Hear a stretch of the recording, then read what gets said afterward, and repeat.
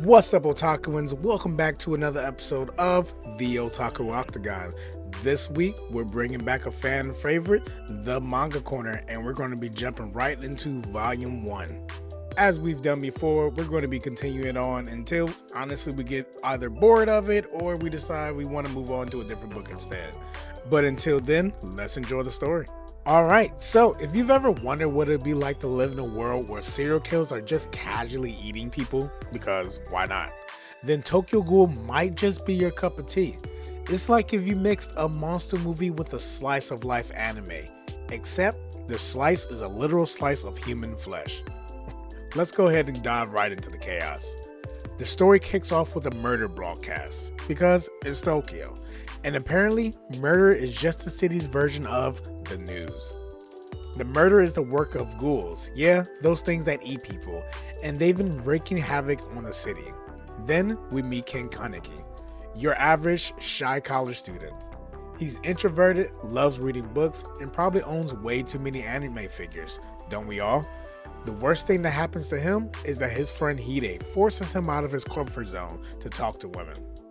And then, cue dramatic anime music, he sees Rize, the hottest girl in Japan. Probably. You see, Ken has a huge crush on Rize, so like any normal hormonal guy, he found many ways to be exactly where she was going to be exactly at the right time. Weird, right?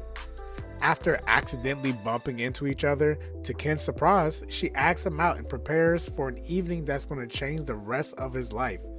They hit it off, bond over books, sharing their feelings, and quite honestly to Ken, this is basically the equivalent of winning the lottery. He thinks, wow, this is going great. Until, wait for it, she's a ghoul who tries to eat him as well. Classic. But then, plot twist, Ken gets saved by an accident.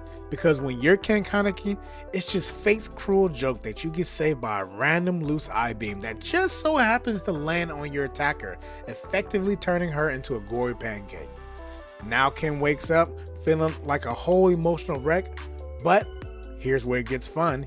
He wakes up in the hospital only to find out that the surgeon who saved his life had to use the organs of that same devilish ghoul.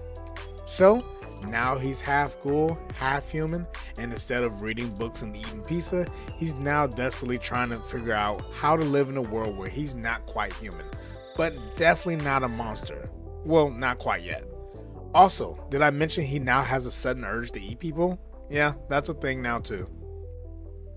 Now, if you think things couldn't get worse, after a horrifying run-in with a once sweet coffee shop girl, now murderous ghoul girl, Ken starts realizing that he can't fully fit into either world.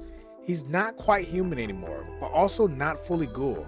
He's just some kind of confused, angry ball of, what am I? Running around Tokyo trying to avoid becoming a cannibal.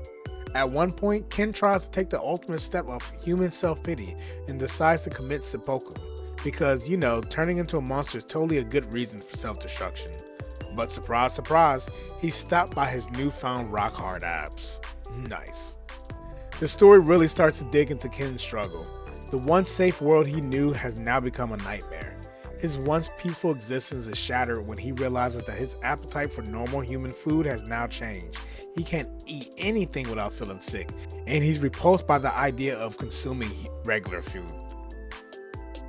It's then that he starts to crave human flesh, a horrifying reality that makes him question everything about himself. This craving leads him to his first encounter with a real threat, a violent run-in with a powerful ghoul named Nishiki.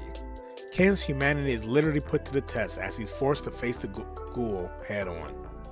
This all comes to a close when this true American psycho forces Ken to choose between himself or eating his best friend. Finally allowing the monster to fully take over, Ken shish kebabs Nishiki and finally saves Hide, until he becomes Hide's worst nightmare. If not for the cute but deadly coffee shop girl, Ken would have truly learned more about his best friend, inside and out. So, side note, there are two characters that I would never want to wake up and be. One, obvious answer, ReZero Subaru. Clearly. And now, Ken Kaneki, because it seems like every time he opens his eyes, his life is once again flipped upside down. This time, he awakes inside of a coffee shop, And he also wakes to the world's greatest medication, coffee. He learns that him and his best friend had been saved, and to his horror, he was force-fed that good stuff. But he has his sanity back. And because every good story should end on a good note, Ken is offered a job as a part-time coffee shop host and a part-time ghoul in training. So yeah, Volume 1 ends on a high note. Ken's life is still a mess, but at least he's got a job now, even if it's a coffee shop full of ghouls. Because nothing says woosah like learning to make coffee with a side of, is this how I die today or not? Ken still wants to eat his best friend, and I'm not sure if this is a good thing or not that Hide is unaware of this all. Nishiki is still probably out there somewhere, but after that ragdolling, he may not show his face anytime soon. So, on that front, we're good.